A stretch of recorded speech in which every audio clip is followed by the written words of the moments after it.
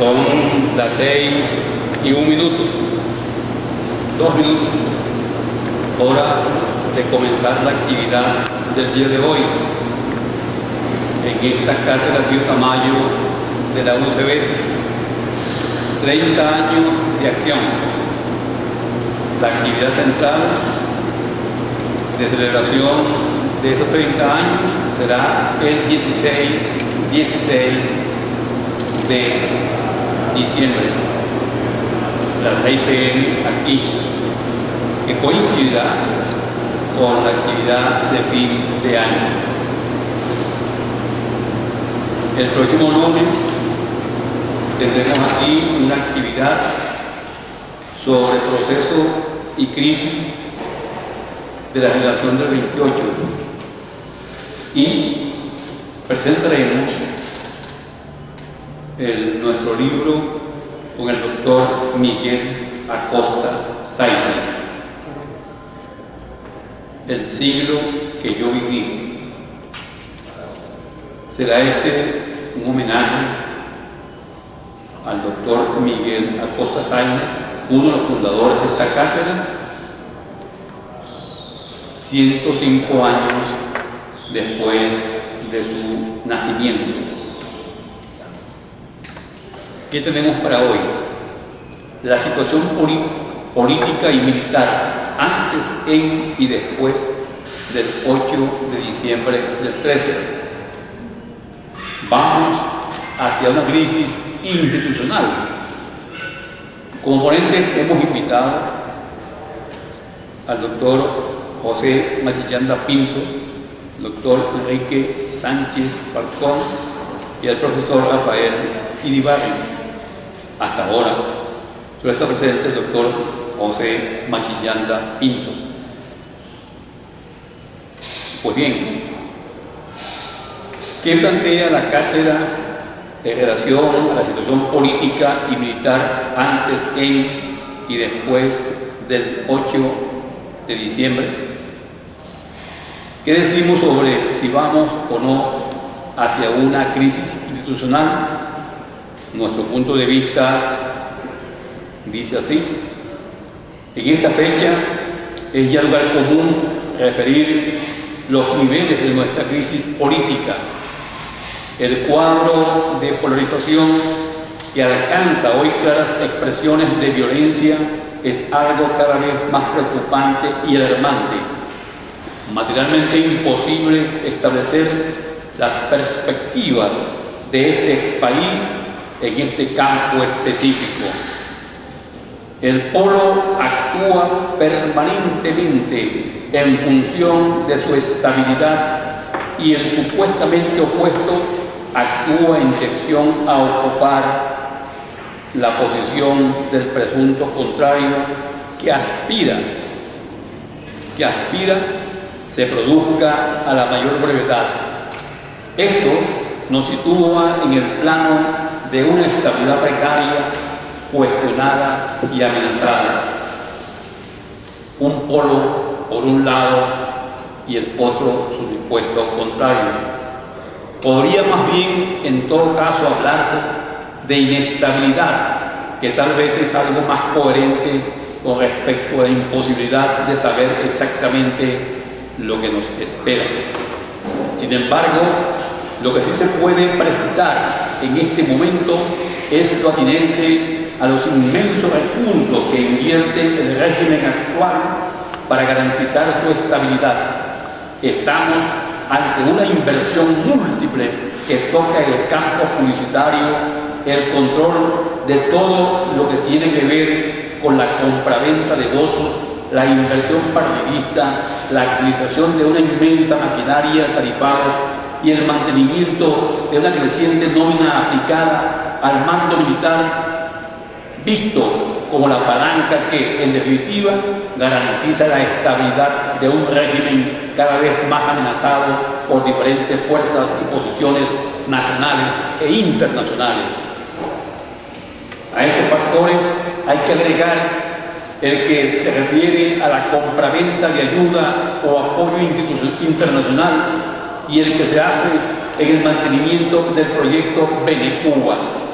La inversión principal para mantener con vida esta estructura proviene de la renta petrolera venezolana y hoy tiene que estar plenamente definido y establecido que Venezuela ya no es en nación, país, patria, Estado, república. Somos Venecuba, dos revoluciones unidas en un mismo sentido y dirección. Y esto plantea un cuadro histórico que no admite equívocos. Aquí no existe democracia ni eso que llaman Estado de Derecho. Lo que existe es usurpación, centralismo dictatorial, que se traduce en el mismo Estado absolutista disfrazado de entidad que cuenta con el apoyo de las mayorías. Pero en el fondo se repite hoy los lineamientos del pasado caudillista con el agravante de que él o los factores tienen cada vez menos fuerza y ascendencia. De allí que haya que registrar como novedad de estos tiempos una inversión cada vez más amplia y grosera en el mando que puede garantizar con sus armas el control de una sociedad y así el mantenimiento de un régimen cada vez más estable para beneficio de las nuevas formas de dominación, que en este caso están presididas por los altos intereses de los poliburgueses a escala nacional e internacional. Hoy se impone examinar el cuadro que rige esta Venecuba a la hora de las elecciones regionales del 8 de diciembre. Venimos del llamado capítulo del robo 14 de abril. Entonces se llegó a creer que podían surgir elementos para una mayor confrontación y hasta de una ruptura mayor del orden institucional. Pero en poco tiempo los factores opositores recogieron sus acciones y hasta el discurso, y llegó el momento en que se convocó a las próximas elecciones con el argumento de que habría un mayor cuidado para impedir el robo y que no se puede dejar todo el espacio electoral a cargo y beneficio del gobierno. Estamos así ante otro acuerdo de negociación sin que exista en la práctica ningún elemento factual capaz de garantizar que en lo sucesivo no ocurrirá el continuado robo electoral. Las oposiciones sacan a reducir constantemente que no se puede repetir la experiencia del año 5, cuando se permitió que la Asamblea Nacional quedara enteramente en manos del oficialismo. Se olvida de este modo que en esa ocasión se produjo una expresión popular sin precedentes que dijo a las claras que la salida política a esta realidad definida por el proyecto Venecuba no es electoral y que, en consecuencia, se requiere una nueva política capaz de enfrentar sin violencia, pero con fuerza social organizada y consciente, el monstruo político que hoy impide el desarrollo concreto y verdadero de toda expresión genuinamente democrática.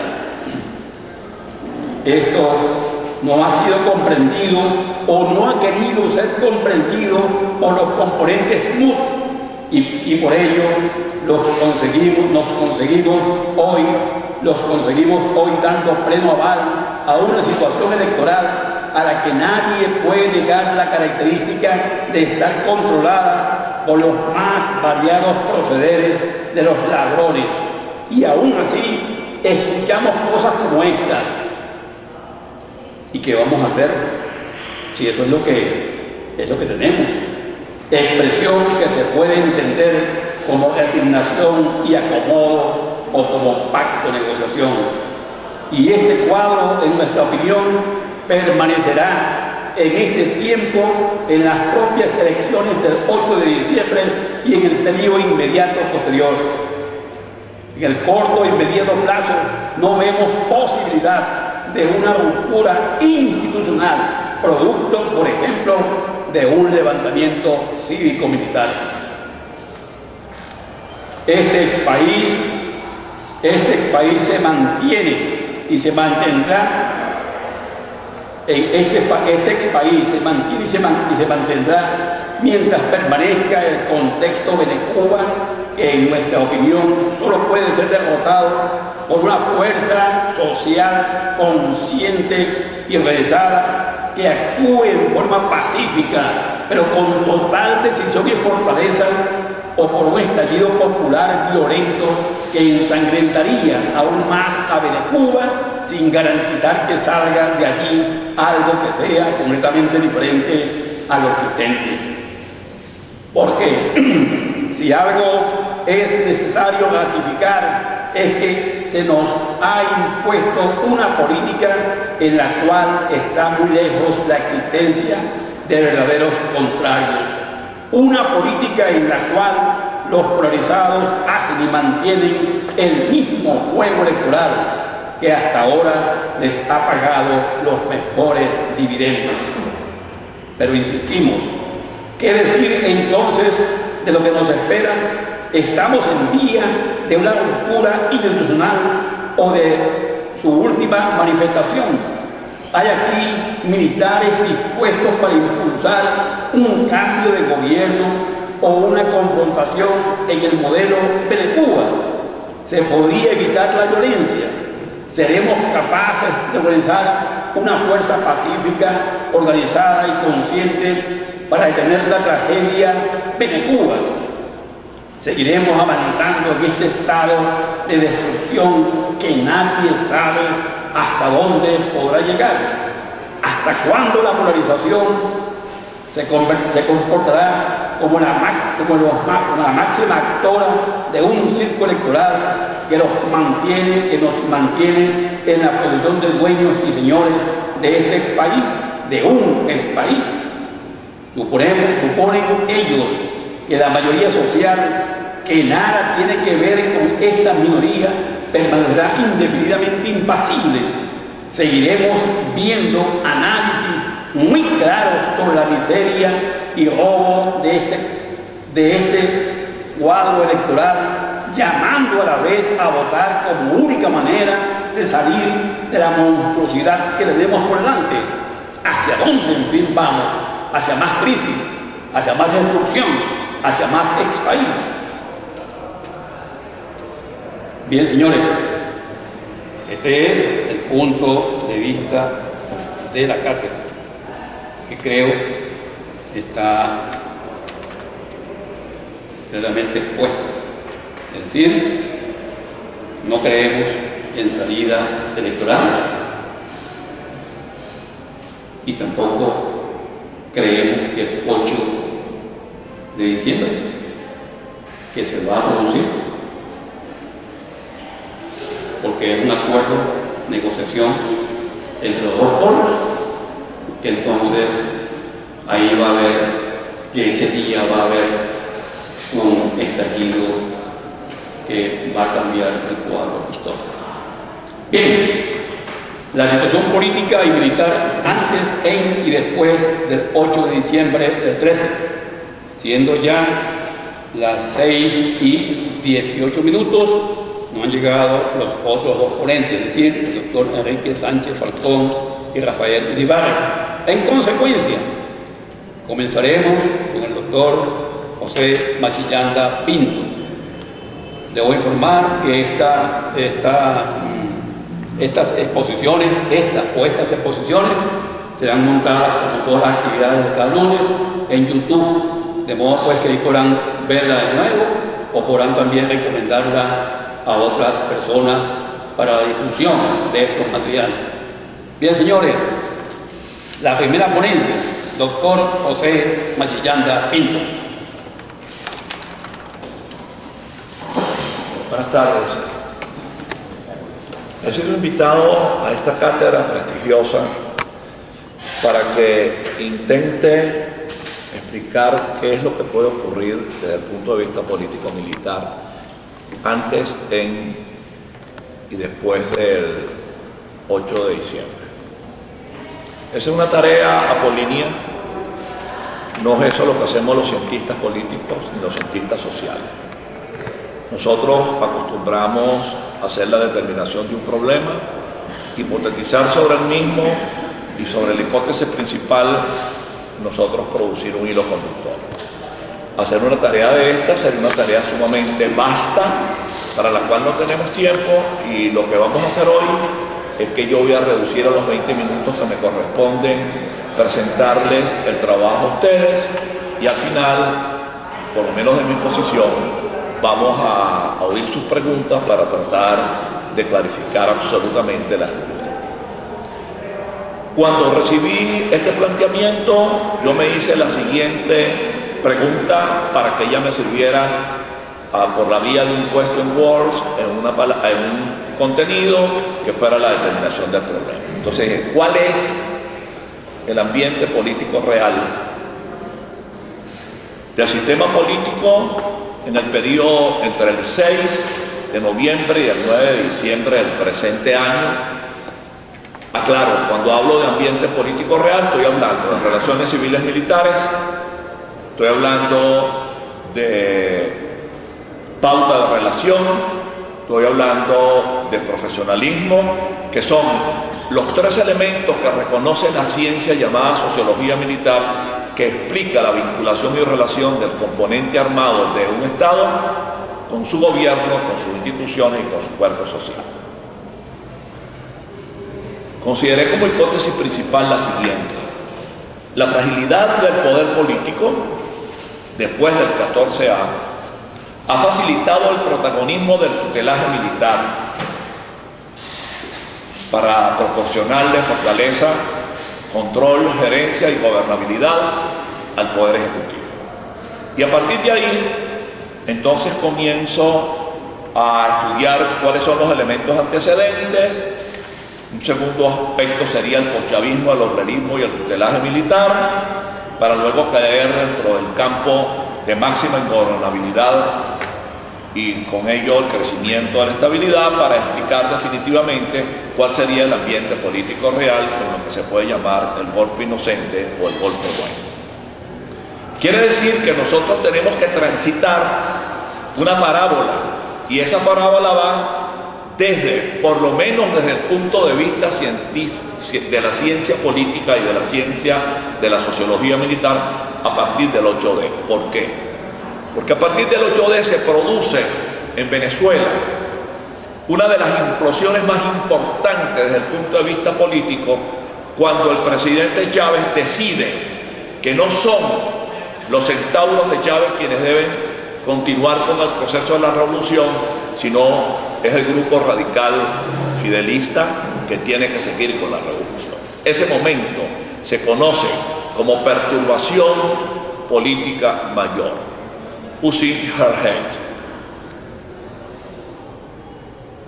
Eso significa que se mezcla o liga la enorme inseguridad jurídica con la incertidumbre estructural para crear un espasmo dentro del sistema político.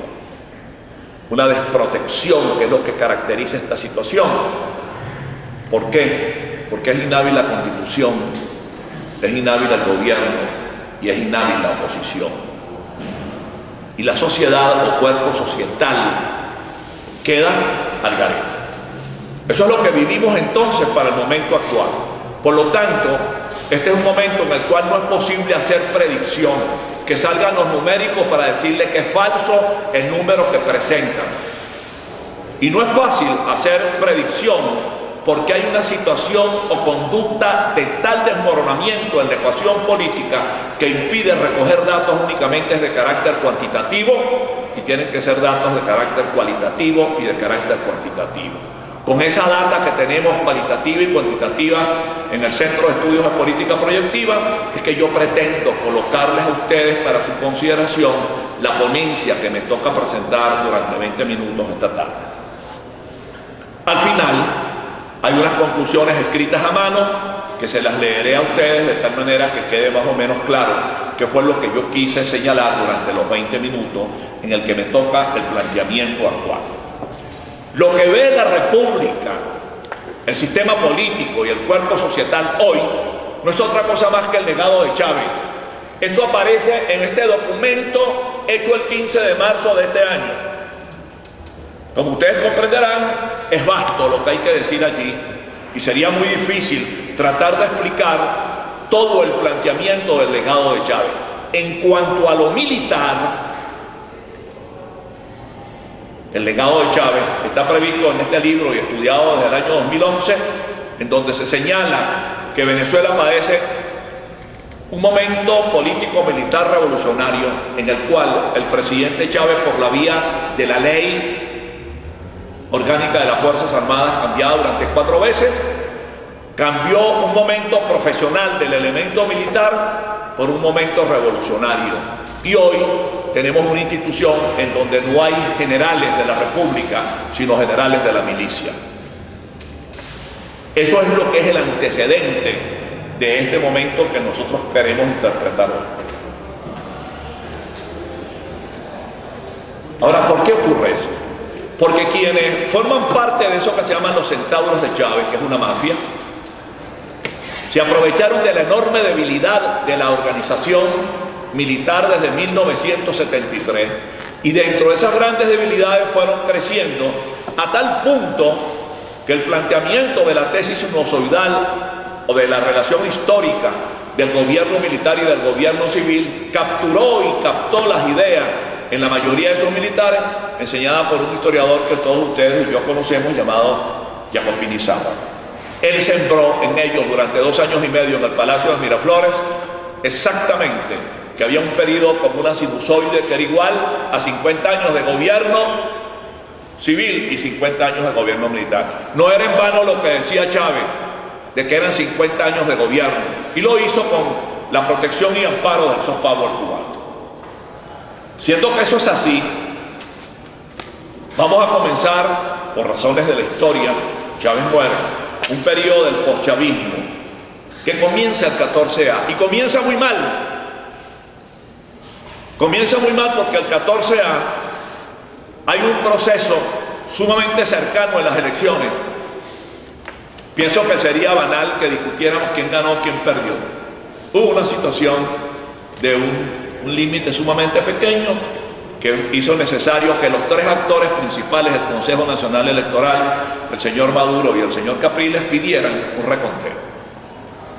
No hubo organización para el reconteo se hizo en los términos que el Consejo Nacional lo entendió conveniente y adecuado, y a partir de ahí surge una situación de crisis que se hace exponencial, habida cuenta que se pierde la gobernabilidad. ¿Pero qué se pierde la gobernabilidad?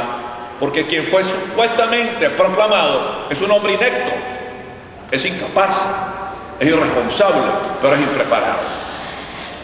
Cuando eso comienza a aparecer y el conjunto de hombres que han venido resolviendo la situación política y económica por la vía de la autocracia militar, es decir, los centauros de Chávez, comienzan a actuar, y el momento oportuno para demostrar que los centauros de Chávez tienen poder ocurre el 24 de junio, cuando se aparea la autoridad del teniente Diosdado con la autoridad del presidente proclamado. Ese es un momento cumbre. Reacciona el Poder Ejecutivo el 6 de julio y trata de crear una organización militar con unos comandos que parecía o que simulaba que tenían que ver con el profesionalismo, y entonces reaccionan los centauros de Chávez y decretan el tutelaje militar. ¿A qué se llama tutelaje militar en la sociología militar? Es al proceso mediante el cual grupos o elementos que tienen o sostienen fuerza política, militar y económica cercan el ejercicio del poder por la vía del control, de la vigilancia y de la gerencia. Y eso hace actualmente el tutelaje militar venezolano.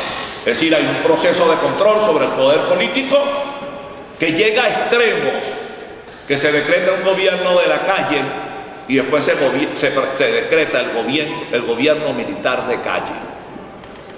Nunca en la historia, por lo menos en América Latina, se supo que hubiera tanto primitivismo, tanto arcaísmo como crear un gobierno militar de calle. Lo que todo gobierno tiene es un plan de gobierno, que lo rige una concepción filosófica, sostenida además por un elemento importante que es la concepción económica. Eso no existe aquí. Aquí parece, después del 14A, que estamos en una campaña electoral en donde un sujeto que supuestamente tiene unos recursos y le da tanto y cuanto a Mérida y a Pumares del Tuy, a Río Caribe y a Río Claro y a Duaca. Dentro de este grave desorden se está viviendo en el momento actual para que ocurran circunstancias que demuestran de manera efectiva y cierta de que el gobierno en su poder político o su poder ejecutivo está sentado sobre las bayonetas. Hay una fotografía del día sábado del periódico Tal Cual que casi refleja a un individuo solitario allá, muy distante, y más o menos unos 32 o 35 supuestamente generales de división, generales en jefes, etc. Y aparece como la idea de que depende. No es eso nada más. Tiene que ver con el narcomilitarismo, tiene que ver con los gobernadores casi todos militares, tiene que ver con que todos los administradores o casi todos los administradores son o un sargento, o un coronel, o un general que responde al planteamiento de la autocracia militar, es decir, aquella en la cual el individuo entiende que está por encima de los civiles y en consecuencia son ellos los que deben gobernar.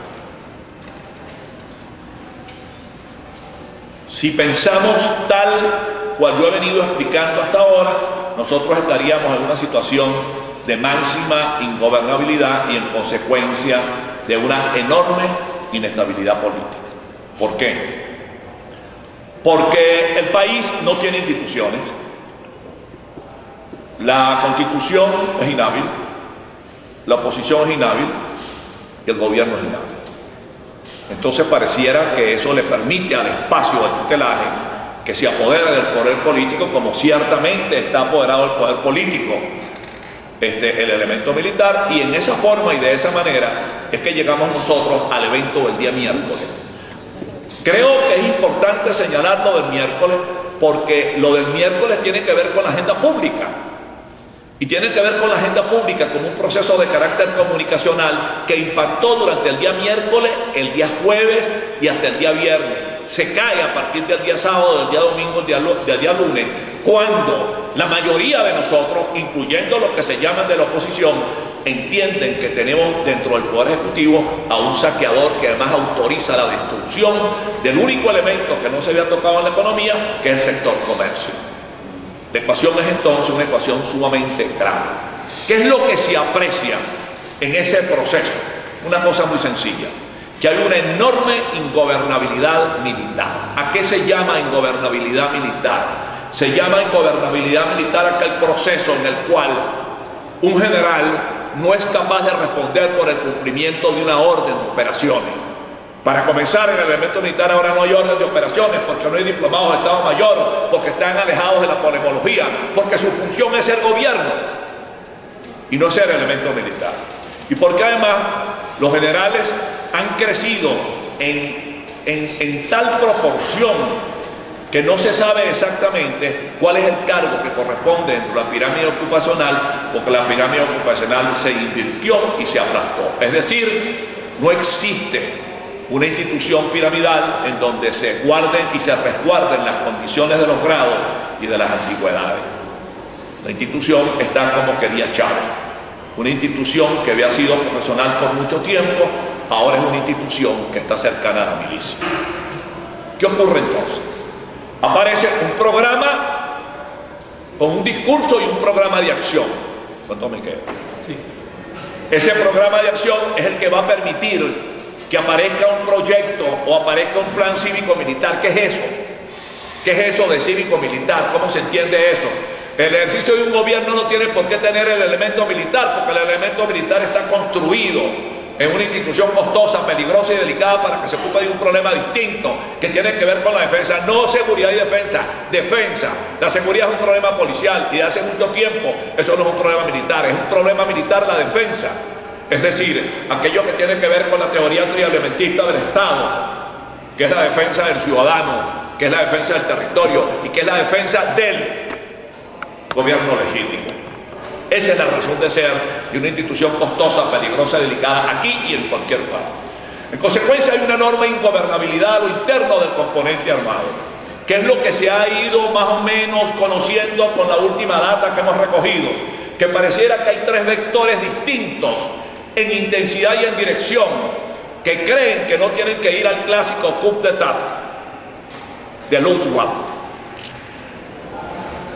o de Malaparte, pero que deben tener un acuerdo de tal manera que dentro de ese acuerdo puedan tratar de resolver los problemas de la complicada y complejísima situación que vive el país desde el punto de vista económico, desde el punto de vista social, desde el punto de vista moral y desde el punto de vista, sobre todo, económico, habida cuenta el proceso de inflación y el proceso de desabastecimiento que vive la República. Para este momento, distinguido auditorio, ¿cómo está? Podríamos decir, dentro de la teoría del golpe de Estado, que hay